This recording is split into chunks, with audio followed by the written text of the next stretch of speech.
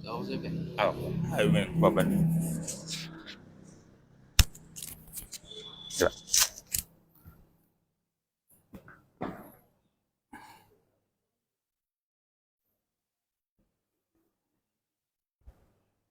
Ini.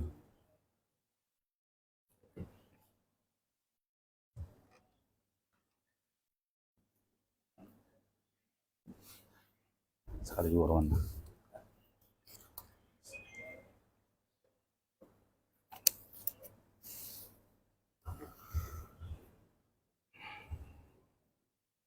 Bismillahirrahmanirrahim. Assalamualaikum warahmatullahi wabarakatuh.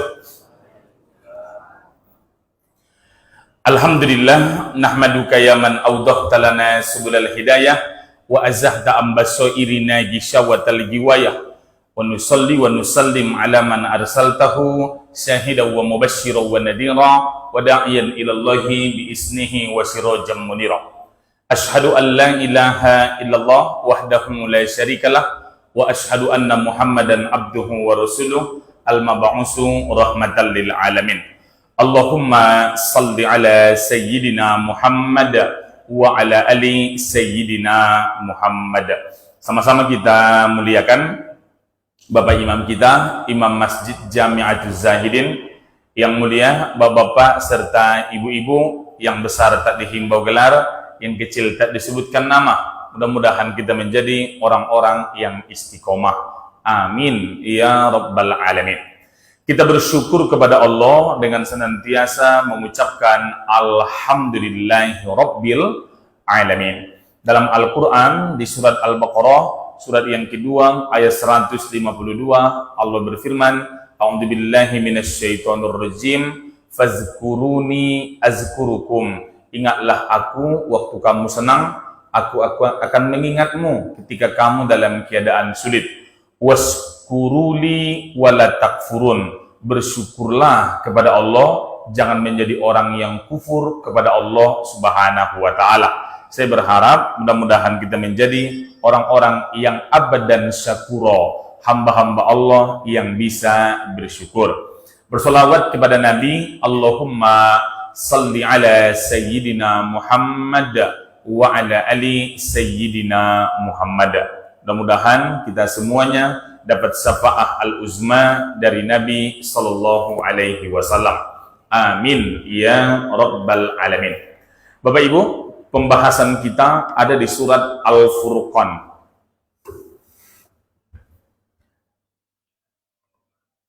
Al-Furqan, urutan surat di Al-Quran 25, nomor ayat 63 sampai 74. Kita sambung pengajian kita di bulan yang lalu tentang hamba Allah. Surat Al-Furqan, surat 25, nomor ayat 63 sampai di ayat nanti 74. A'udzubillahi minasyaitonir rajim. Bismillahirrahmanirrahim. Wa ibadur rahman, hamba-hamba Allah. Kita ini hamba Allah atau tidak? Hamba Allah, kata kita. Apakah Allah mengaku kita hambanya? Nah, kita cek di ayat ini.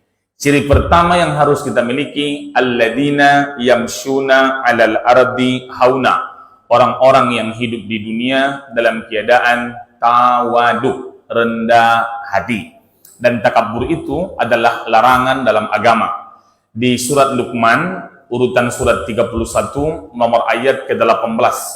Wala tusair khaddaka linnas. Jangan palingkan wajahmu dari manusia karena sombong. Wala tamshi fil ardi maroha. Janganlah berjalan di muka bumi dengan keadaan pongah, takabur, membusung dada. Kenapa? Innallaha, sesungguhnya Allah, la yuhibbu kulla mukhtalin fakhur. Allah tak menyukai orang-orang yang melampaui batas. Allah tidak menyukai orang-orang yang menyombongkan diri. Kalau memang betul kita ini hamba Allah, sifat pertama yang kita miliki dan udah kita bahas bulan yang lalu, yamsuna 'alal ardi hauna, orang-orang yang hidup di dunia dalam keadaan tawaduk, rendah hati. Ustadz, takabur itu seperti apa? Al-kibru, orang yang takabur, batorul haq, adalah orang-orang yang menolak kebenaran, wa ghumtun nas, menjengkal, merendahkan orang lain. Al-Quran mengingatkan kita, Bapak Ibu, supaya senantiasa rendah hati, jangan pernah menjengkal orang lain. Kenapa? Semua kita bisa diputar balik oleh Allah Subhanahu wa Ta'ala tentang keadaan. Di Al-Quran, surat Ali Imran, urutan surat yang ketiga, ayat 140. Di tengah ayat dijelaskan, watilkal ayyam nudawiluha bainan nas. Hari-hari itu kami putar balik di antara para manusia. Ada saatnya orang naik jabatan, ada saatnya orang turun jabatan. Hari ini ada yang naik, ada yang turun. Ya Bu ya? Presiden maksudnya, nanti pelantikan, tentu ada yang digantikan. Nah, jadi maksudnya jamaah yang mulia, kita pun begitu. Ada saatnya di atas, ada saatnya di bawah. Ekonomi pun begitu. Ada saatnya mapan, ada saatnya susah. Status sosial pun begitu. Ada masanya dimuliakan orang, ada masanya mungkin dicemeh satu komplek. Semua kita bisa diputar balik oleh Allah Subhanahu wa Ta'ala. Oleh karenanya, sifat pertama yang kita miliki agar menjadi hamba Allah, yamsuna alal ardi hauna, orang-orang yang hidup di dunia dalam keadaan tawadhu. Ini udah kita bahas. Sekarang masuk nomor 2. Wa idza khatabahumul jahiluna qalu salama. Apabila orang-orang jahil, Ibu tahu? Abu Jahal, Abu bapak, Jahal bongak. Abu Jahal, jahiliyah artinya bodoh. Jahiliyah artinya jahil. Apabila orang-orang jahil mencemooh, qalu salama, dia menjawab dengan salam. Bahasa kitanya tidak menjawab caci maki, umpatan, cemeh orang-orang yang jahil. Karena kalau kita balas, berarti apa bedanya kita dengan dia yang jahil. Oke, bagi ibu yang mencatat, Ustaz tulis ayat-ayatnya.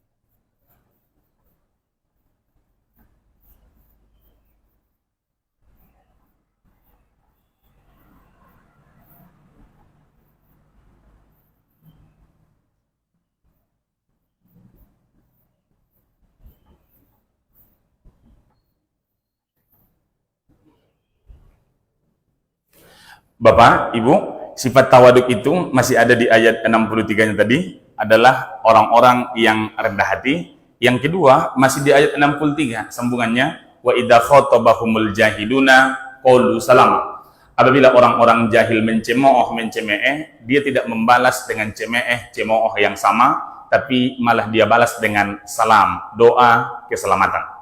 Begini Bapak Ibu, biar mudah kita pahami. Volume yang sama, isi yang berbeda, maka harganya akan berbeda. Ini 600 ml. Diisi dengan air putih, maka harganya Rp3.000. Dengan botol yang sama, diisi teh manis, harganya akan berubah menjadi Rp6.000. Kenapa? Karena isinya teh manis. Karena di botol, maka namanya teh botol. Kalau diisi dengan jus, berubah lagi enggak? Berubah. Dengan volume yang sama, harganya Rp22.000. Namanya buah pita. Dengan botol yang sama, volume yang sama, diisi dengan madu, maka harganya beda lagi. menjadi 300.000. Dengan botol yang sama diisi dari air setiteng. Berapa? Ucapan kita pun berharga atau tidaknya karena itu. Maksudnya apa Pak Ustadz? Kata-kata yang diucapkan keluar dari ucapan kita, itu yang akan membuat kita ucapannya berharga atau tidak berharga. Apa yang membuat hamba Allah tidak membalas ucapan buruk? Ada ayat dalam Al-Quran, surat Qaf. Surat 50 ayat 18. Ini tentang keyakinan. Di ayat ini disebutkan ma yalfizu min qaulin, apapun yang terucap dari kata-kata, illa ladaihi raqibun atid, melainkan akan dicatat malaikat raqib dan malaikat atid. Malaikat raqib tugasnya mencatat amal baik, malaikat atid amal buruk. Pertanda yang keluar dari mulut kita juga berpotensi yang dua itu, bisa yang baik, bisa yang buruk. Keyakinan orang terhadap hari pembalasan hari akhirat akan membuat hidup di dunia menjadi lebih baik dan lebih elok. Tapi semakin tidak yakin orang dengan hari pembalasan di akhirat, maka hidup di dunia tidak ada pemikiran apa yang dia inginkan, apa yang dia mau, dia lakukan semuanya. Tapi orang yang yakin dengan pengadilan akhirat akan berhati-hati bertingkah di dunia. Jangankan bertingkah, berucap pun dia berhati-hati, karena dia yakin semua yang keluar dari mulut dicatat dua malaikat tadi, malaikat raqib, malaikat atid. Maksudnya kata-kata yang keluar bisa yang baik, bisa pula yang buruk. Dan jamaah yang mulia, hadis Nabi sangat familiar. Salah satu ukuran keimanan adalah dari cara kita mengucapkan kata. Man kana yu'minu billahi wal yaumil akhir. Orang-orang yang beriman kepada Allah dan hari kiamat, falyakul khairan, berucaplah yang baik. Kalau tak sanggup berucap baik, auliyasmud, diam itu jauh lebih baik. Ada kata yang sangat indah yang diucapkan oleh sahabat Nabi Shallallahu Alaihi Wasallam dan juga dijelaskan oleh para ulama. Begini kata-katanya, bahwa banyaklah diam sehingga orang memintamu untuk berbicara. Jangan banyak berbicara sehingga orang menyuruhmu untuk diam. Mantap kan kata-katanya? Banyaklah diam sehingga orang lain yang memintamu untuk berbicara. Jangan banyak bicara sehingga orang lain menyuruhmu untuk diam. Itu mantap juga kita ucapkan itu kepada seorang istri yang mulutnya macam knalpot RR King. Kenapa? Cerewet kali, luar biasa. Bagus status itu kita buat. Hai istriku yang baik hati, banyaklah diam sehingga orang menyuruhmu untuk berbicara. Jangan terlalu banyak ngomong sehingga orang menyuruhmu untuk diam. Dari aku yang mencintaimu, suamimu. Contoh. Dan jamaah yang mulia, yang kedua ukuran keimanan di hadis itu, wa man kana yu'minu billahi wal yaumil akhir falyukrim jaroh. Kalau beriman kepada Allah dan hari kiamat, maka muliakanlah tetangga. Tetangga itu adalah, ibu, rezeki yang luar biasa. Jangankan tetangga yang baik, tetangga yang kepo pun itu rezeki atau musibah? Rezeki. Rumah ibu aman waktu pulang kampung karena tetangga yang kepo. Semua tentang kita dia mau tahu, termasuk siapa yang datang ke rumah dia ingin tahu. Makanya maling tak jadi masuk karena dia intip dari jendela. Pas ada orang bolak-balik 2 kali, yang pertama dia singkap adalah gorden. Dipanggilin suaminya, maling. Bayangkan, tetangga yang seperti itu saja rezeki, apalagi dapat tetangga yang baik-baik. Ukuran keimanan. Yang ketiga, man kana yu'minu billahi wal yaumil akhir falyukrim dhaifah. Kalau beriman pada Allah dan hari pembalasan, maka muliakanlah tamu. Ada sebagian orang menganggap tamu itu mengganggu privasi, tamu itu mengganggu istirahat, tamu itu begini dan begini. Dan dia membeda-bedakan tamu keluarga dia dan keluarga suaminya. Kalau keluarga dia yang datang, begitu semangat dia untuk menyambut, langsung dia bawa ke mall. Kalau keluarga suaminya yang datang, dia bawa ke pasar kaget. Sama-sama jualan, cuma beda letaknya. Keluarga dia yang datang, masaknya ayam. Keluarga suaminya, dimasaknya bayam. Ada istri model begitu? Ada. Di mana Ustaz tengok? Di sinetron. Jadi jamaah yang mulia, itu masih berkaitan dengan ucapan ibu, supaya berhati-hati di surat Qaf, surat 50, nomor ayat yang ke-18. Di ayat yang lain juga, bukan hanya yang berucap yang akan diminta bertanggungjawaban, tapi orang yang mendengar pun itu akan diminta tanggung jawab. Ibu yang membawa Al-Quran atau membawa HP, coba kita cek, nama suratnya Al-Isra.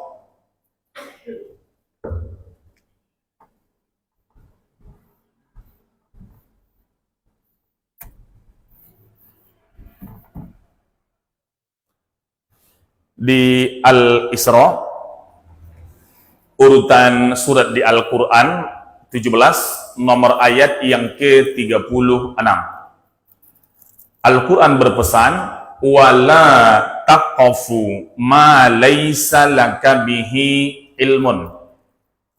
Jangan engkau melakukan sesuatu kalau engkau tidak tahu ilmunya. Maksudnya bahasa kitanya, jangan ngomong apapun kalau tidak tahu ilmunya. Kenapa? Innas sam'a, maksudnya baik dalam bertindak maupun dalam berucap, jangan sembarangan kalau tidak tahu ilmu, tidak tahu tentang kebenaran. Kenapa? Innas sam'a, sesungguhnya pendengaran. Wal basara, penglihatan. Wal fuad, nurani, hati. Kullu ulaika anhu mas'ula, semua akan disoal di hadapan Allah Subhanahu wa ta'ala. Bapak, Ibu, ada orang ngomong begini, Pak Ustadz, iya, yang menggibahkan mereka, yang ngomongin orang bukan saya, tapi mereka tadi berlima. Terus Ibu ngapain di situ? Aku cuma mendengar mereka doang cerita. Ada kan istilah itu? Aku cuma mendengar, aku tidak ikut membicarakan. Apakah saya kena? Iya, ayat ini menjelaskan bahwa jamaah yang mulia, dengan kita mendengar ucapan dia, maka normalnya akan lahir suuzon kepada orang. Kalau lahir suuzon itu, maka sikap kita akan berbeda kepada orang yang sedang dibicarakan. Contoh, berjumpalah si A, katakanlah namanya si Ajiza, dengan si B, namanya Betty. Nama panjangnya Nur Baiti. Nur, cahaya, Baiti, rumah. Nur Baiti, lampu. Itu cahaya di malam hari. Betty, iya, kata si Aziza. Tahu nggak? Apa? Itu tetangga kita, si Desi. Aku tak nyangka loh dia begini. Padahal si C cuma mendengar doang itu. Namanya Cantika. Dia cuma mendengar cerita yang tadi. Tapi dia kena, iya. Kenapa? Dengan mendengar cerita buruk tadi, sedikit banyak akan mempengaruhi hatinya untuk membenci kepada si D. Kata dia, cuma diam aja. Tapi dalam hati, tak nyangka ya, rupanya si Desi ini begini, dan begini. Maka jamaah yang mulia, kembali ke laptop, bahwa ayat ini mengingatkan kita, inna sam'a, pendengaran, wal basara, penglihatan, wal fuad, hati, kullu ulaika anhum mas'ula. Semua akan disoal di hadapan Allah Subhanahu wa ta'ala. Kalau memang kita hamba Allah, maka tak perlu membalas ucapan buruk. Kenapa tak perlu membalas ucapan buruk orang dengan ucapan buruk yang sama? Karena kita meyakini setiap kata akan diminta pertanggungjawaban, dicatat malaikat raqib, malaikat atid, surat Qaf, surat 50 ayat 18, dan pendengaran kita pun mendengarkan cerita buruk tadi akan diminta pertanggungjawaban. Al-Isra, surat 17 ayat 36. Bahkan Bapak Ibu, Allah mengecam orang yang tak bisa menjaga ucapan. Ibu cek nama suratnya Al-Humazah, surah 104 ayat pertama.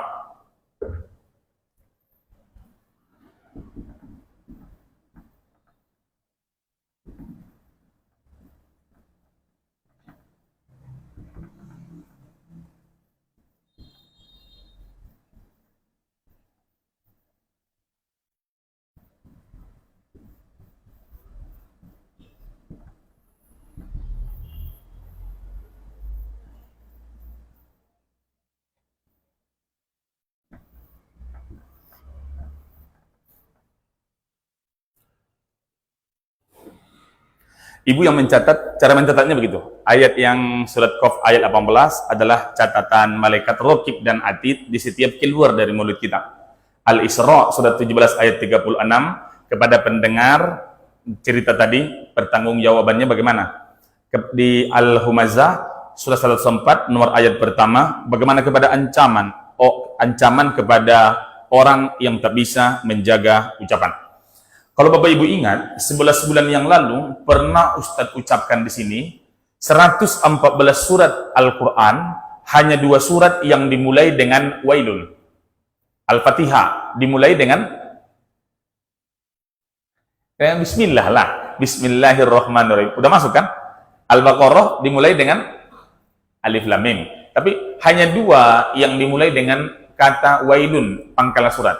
Pertama namanya surat Al-Mutaffifin. Surat 83 dimulai dengan wailul lil mutaffifin. Celaka kepada orang yang berlaku curang. Alladzina idaktalu 'alan nasi yastaufun. Kalau membeli barang dari orang maunya dilebihkan.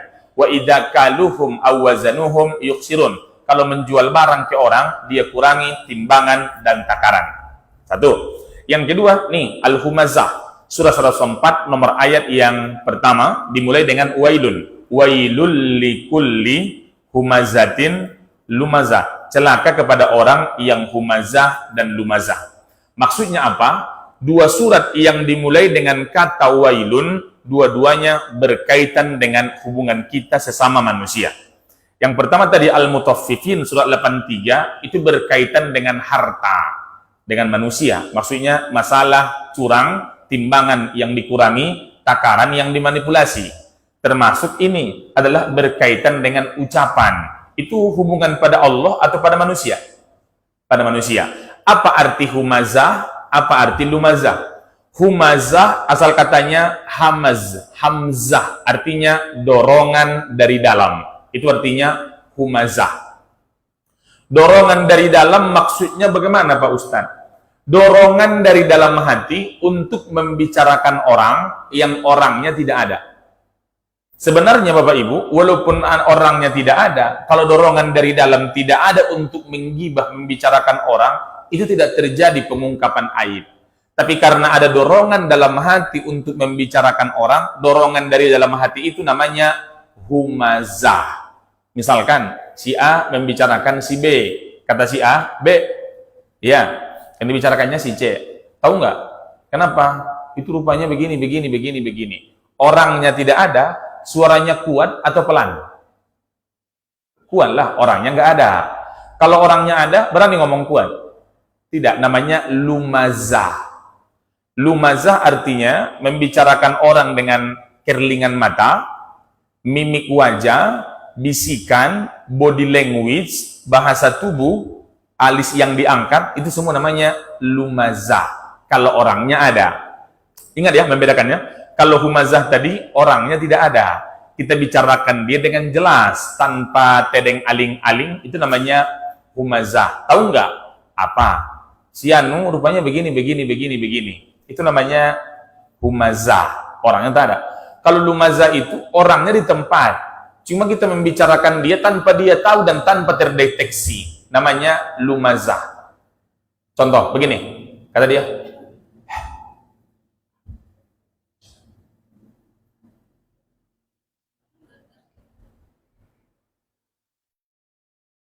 Itu namanya lumazah. Yang nomor 2 ini pernah nggak Ibu praktekkan? Pernah atau sering? Jadi jamaah yang mulia, ya. Dan di pangkal ayat itu dikatakan dengan kata wailun, celaka. Kata-kata celaka itu tak ada yang baik. Ketika ditanya, kenapa meninggal dia yang di RT 2? Kecelakaan. Kita hindari. Termasuk yang ini, celaka di dunia, celaka di akhirat. Itu juga kita hindari. Wailun yang ada di situ tentang jual beli. Efeknya di dunia atau di akhirat? Efek jual beli yang curang. Dua-duanya. Di dunia hilang teras kepercayaan, di dunia timbul permusuhan dan kebencian, di dunia maka akan dijauhi orang. Kenapa? Terkenal curang, suka mencuri timbangan, dan suka memainkan takaran. Termasuk ucapan pun tak usah menunggu akhirat. Di dunia saja efek buruk itu bisa terjadi. Komunikasi dengan orang bisa terputus, silaturahim kita dengan dia bisa menjadi buruk, dan akan berpengaruh terhadap rezeki. Silaturahim, apakah berpengaruh terhadap rezeki? Iya, semakin banyak orang benci dengan kita karena ucapan, karena tindakan, maka akan semakin sedikit peluang rezeki untuk diajak orang kerja A, kerja B, dan selanjutnya. Maka jamaah yang mulia, lagi-lagi, hanya dengan agama yang bisa membuat orang menyadari dan membuat orang semangat untuk meninggalkan yang buruk-buruk. Tanpa agama, tanpa pengajaran akhirat, orang akan mengatakan yang penting hidup cuma sekali. Maksudnya, kalau cuma sekali hidup, waktu hidup puas-puaskanlah. Itu pemikiran orang yang tidak yakin dengan akhirat. Tapi orang yang yakin dengan akhirat, bahwa hiduplah di dunia semaumu, maka semua akan dibalas di hadapan Allah. Jadi walaupun semaumu, tapi akan ada pemikiran, akan ada yang membimbing itu adalah agama kepada kita. Intinya Bapak, ayat yang 104 adalah ancaman kepada orang-orang yang tidak bisa menjaga ucapan. Dan saya berdoa, mudah-mudahan kita termasuk mengucapkan ucapan yang baik, sehingga malaikat raqib yang senantiasa mencatat. Orang yang banyak berbicara, itu berpotensi melakukan banyak salah. Dari tadi yang banyak ngomong di sini siapa? Ustaz, ente yang mencatat itu malaikat raqib atau malaikat atid? Tapi mudah-mudahan malaikat raqib lah yang mencatat. Kenapa? Yang keluar yang baik-baik insya Allah. Dan Bapak, Ibu, kepada yang di rumah, pengajian kami ini masih ada di Al-Furqan, surat 25, ayat 63 sampai 74. Jadi kalau tanya orang, siapa hamba Allah itu? Sifat pertama adalah orang-orang yang tawaduk. Tadi larangan terhadap takabur itu, Ibu yang mencatat surat Luqman.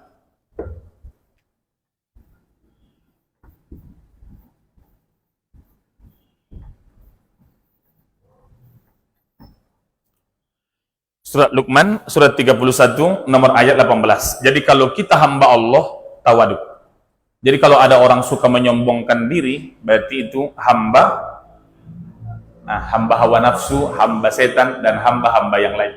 Yang kedua, kalau memang sanggup untuk tidak membalas ucapan buruk, berarti kita adalah hamba Allah, sanggup menguasai dan pengendalian diri sangat baik. Tapi kalau yang bukan hamba Allah, diucapkan orang kata yang buruk 2, dibalasnya 25. Tapi kalau hamba Allah, tidak. Kenapa? Terkadang jamaah yang mulia, ucapan buruk orang kita balas dengan ucapan buruk yang sama dengan membuat marwah kita semakin rendah di hadapan orang banyak. Contoh, Ibu, ada seorang penghafal Al-Quran, hafal 30 juz, S3, dimuliakan orang. Satu saat ketika dia ke pasar, parkirnya salah, dimarahinlah sama orang. Ketika orang, Pak, parkirlah yang baik, bodoh kali Bapak ini. Yang memarahi dia tadi adalah preman. Tatonya 2. Di sini ular kobra, di sini cacing tanah.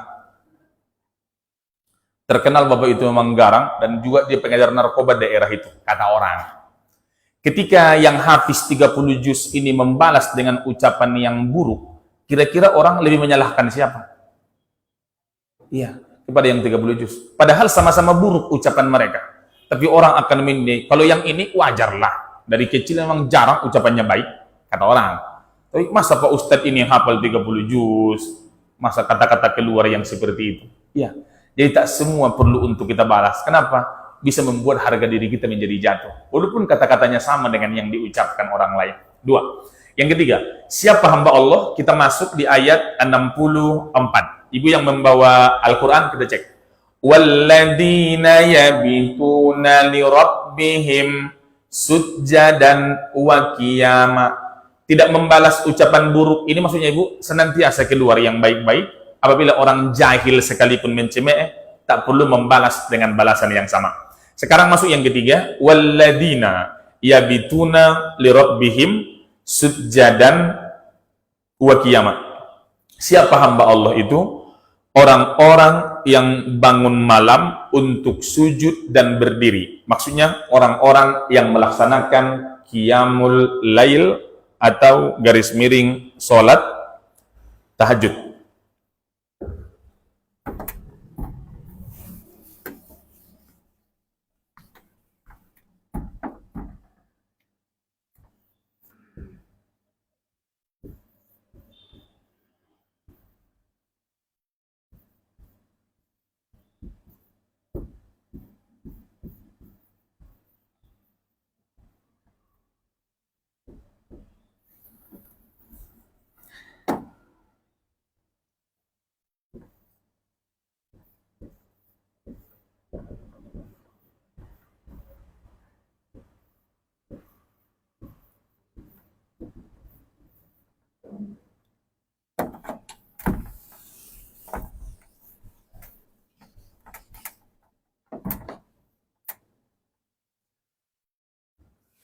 Bapak, Ibu, jamaah yang mulia, ketika ada orang, misalkan ya, dia datang sholat Jumat, beramai-ramai, membawa wartawan, membawa kamera, itu potensi keikhlasan atau riyah, itu bisa terjadi. Kenapa? Biar orang tengok dia orang soleh, biar orang tengok dia orang alim. Kenapa? Karena dia mencaleg, misalkan. Kenapa? Ada orang melihat, ada orang memperhatikan, agar orang mengatakan A, B, dan C. Tapi, ketika sendirian di malam hari, orang lain tidak ada yang melihat, bangun dia di malam hari, hanya dia doang yang tahu bahwa dia bangun, dan dia sholat menghadap Allah, bersimpuh, bermunajat, berdoa sambil menangis, insya Allah potensi keikhlasannya lebih besar dibandingkan dengan yang pertama tadi. Ibu paham arahnya? Kalau orang lain masih melihat kita, atau sholat Jumat begitu ramai, sampai-sampai bawa kamera, itu potensinya bisa A, bisa B, bisa ikhlas, bisa tidak. Tapi ketika bangun sendirian, tak ada orang melihat, ketika di malam hari cuma kita, ketika berdoa dan ketika tahajud, potensi keikhlasannya mendekati kepada 100%. Kenapa? Hanya kita doang yang tahu. Kita cek Bapak Ibu. Satu-satunya sholat sunnah, only one, satu-satunya, tak ada yang lain, yang diperintahkan langsung oleh Allah dalam Al-Quran adalah tahajud. Al-Isra, surat yang ke-17, nomor ayat 79. Sholat duha kan ada, sholat sunnah Pak Ustadz? Ada, tapi di hadis Nabi. Sholat tasbih kan ada juga, tapi di hadis Nabi. Termasuk sholat tarawih di hadis Nabi. Tapi tahajud langsung, berbagai macam ayat Al-Quran tentang tahajud dan qiyamul lail. Ibu cek Al-Isra, surat 17, ayat 79. Wa minal laili, sebagian malam, fatahajjada bihi nafilatallak, bertahajudlah sebagai amal tambahan kepada Allah Subhanahu wa taala. Apa gunanya? Asa ayyab'asaka rabbuka maqamam mahmuda. Dengan tahajud Allah akan angkat dalam derajat yang terpuji, mahmuda. Begini Bapak Ibu. Manusia dengan Allah, Ibu, penghambaan kita, posisinya itu ada 4. Pertama, ada orang mulia di sisi Allah, mulia di sisi manusia. Kira-kira bisa terjadi nggak? Bisa. Di hadapan Allah dia mulia, di hadapan orang juga dia mulia, terhormat. Posisi kedua manusia, ada di hadapan Allah mulia, di hadapan manusia terhina. Karena dia susah, miskin, melarat, tak dianggap, dicemeh, direndahkan, tapi mulia di sisi Allah. Ada yang ketiga, mulia di sisi manusia, tapi hina di sisi Allah. Bisa terjadi? Bisa. Fir'aun di sisi manusia saat itu mulia atau hina? Mulia. Dalam politik Fir'aun itu elektabilitasnya 99,9% saat itu. Kenapa? Karena kemajuan banyak dia buat, karena dia pemimpin yang luar biasa saat itu, kata rakyatnya. Tapi hina di sisi Allah Subhanahu wa ta'ala. Sebaliknya, ada yang keempat, lebih parah. Hina di sisi Allah, hina pula di sisi manusia. Jadi jamaah yang mulia. Tapi dengan tahajud, salah satu garansi, jaminan adalah maqamam mahmuda. Artinya adalah ketika tahajud tadi, mudah-mudahan Allah Subhanahu wa ta'ala mengangkat kita dalam derajat yang terpuji. Walaupun hina di pandangan orang, walaupun direndahkan oleh manusia, tapi setidaknya mulia di sisi Allah Subhanahu wa ta'ala. Dan Bapak, Ibu, ketika Nabi Shallallahu Alaihi Wasallam sampai ke Madinah Al-Munawwarah, pesan Nabi yang pertama itu setidaknya ada 4. Pertama, ayyuhan nas, wahai manusia, afsus salam, tebarkanlah salam. Tebarkan salam maknanya secara harfiah, jumpa dengan orang, ucapkanlah assalamu alaikum secara harfiah. Tapi secara makna yang mendalam, dimanapun engkau tinggal, buatlah kenyamanan. Sehingga kalau engkau ada, orang lain bahagia. Engkau berbicara, orang lain senang. Engkau pergi, orang mencari. Engkau meninggal, orang menangisi. Jangan sebaliknya. Waktu kita ada, orang resah. Waktu kita ngomong, orang gelisah. Waktu kita pergi, orang bahagia. Waktu kita meninggal, orang pesta pora. Na'udzubillah. itu pertanda bukan orang yang baik. Maknanya, jumpa dengan orang, ucapkanlah salam. Intinya, absus salam, tebarkan salam. Pesan Nabi, pertama. Yang kedua, wasilul arham. Sampai di Madinah, Nabi berpesan, sambunglah silaturahim. Tadi, absus salam, tebarkan salam. Hablum minallah atau hablum minan nas? Minan nas. Wasilul arham, sambung silaturahim. Hablum minan nas. Apalagi wa'atimul ji'an, berilah makan kepada orang yang lapar. Hablum minallah, hablum minan nas. Lagi-lagi, hablum minan nas. Tapi yang keempat, wasallu bil laili wan nasu niyam. Salatlah di keheningan malam ketika orang lain sedang terlelap dan tertidur. Hablum minan nas, hablum minallah. Hablum minallah.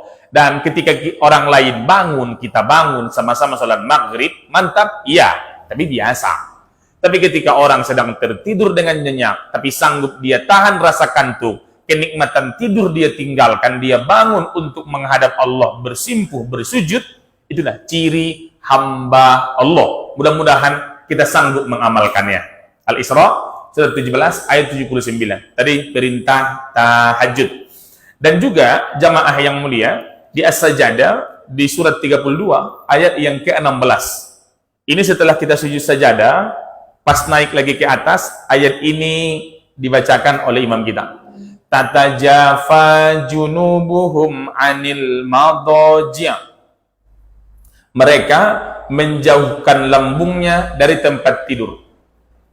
Ibu, menjauhkan lambung dari tempat tidur. Maksudnya? Bangun. Karena normalnya, orang kalau tidur, lambungnya dekat dengan tempat tidur kan, bersentuhan. Sekarang juga dekat Pak Ustadz, maksudnya dekat juga. Walaupun saya duduk, tapi saya tidur juga. Agak jauh lambung dari tempat tidur.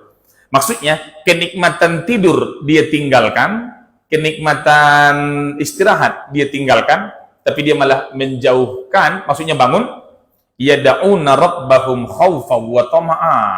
Tapi dia berdoa, bermohon kepada Allah, khawfa, takut, wa tama'a, berharap kepada Allah Subhanahu wa ta'ala. Wa mimma razaqnahum yunfikun. Dari rezeki yang Allah karuniakan, dia berinfak. Maksudnya Bapak, Ibu, jamaah yang mulia, ayat ini mengajarkan kepada kita salah satu ciri hamba Allah yang ketiga adalah menjauhkan lambung dari tempat tidur. Maknanya bangun, ngapain? Yada'una rabbahum khawfa wa tama'a. Berdoa kepada Allah, takut dan berharap. Apa maksudnya takut dan berharap? Takut jangan sampai amal ini ditolak oleh Allah, tapi tetap berharap mudah-mudahan amal ini diterima oleh Allah Subhanahu wa ta'ala. Harus ada perasaan khauf, rasa takut terhadap amal kita, jangan sampai tak diterima Allah, tapi tetap berharap mudah-mudahan diterima Allah Subhanahu wa ta'ala. Kebalikannya apa? Ada orang merasa, Bapak Ibu, merasa hebat, seolah-olah amalnya sudah pasti diterima oleh Allah Subhanahu wa ta'ala. Maka dengan mudah merendahkan orang lain. Tapi yang diajarkan kepada kita, harus ada perasaan khawatir. Jangan sampai amal ini tak diterima Allah, sehingga akan kita buat yang terbaik. Ibu paham maksudnya? Kalau seseorang takut nanti tidak naik kelas, tidak lulus waktu UN, ujian nasional, maka yang dia lakukan apa? Belajar yang terbaik. Tapi kalau tidak ada rasa takut itu, mau lulus mau tidak, yang penting ada peraturan, ada undang-undang, kata dia, wajib lulus semuanya. Misal. Maka kira-kira orang belajar atau tidak? Ngapain belajar? Udah pasti lulus. Tapi kalau ada rasa takut itu jangan sampai nanti tidak lulus, maka akan dibuat yang terbaik. Ibadah pun begitu. Kalau ada rasa khawatir jangan sampai nanti tak diterima Allah, maka akan dibuat ibadah kualitas yang terbaik. Tapi tetap berharap dalam hati, mudah-mudahan diterima Allah Subhanahu wa ta'ala. Itu makna khaufa. Artinya, khauf, rasa takut di dalam hati, rasa khawatir di dalam jiwa, jangan sampai ibadah tak diterima di sisi Allah Subhanahu wa ta'ala. Ciri yang ketiga adalah tentang qiyamul lail. Bu, udah masuk Isra belum?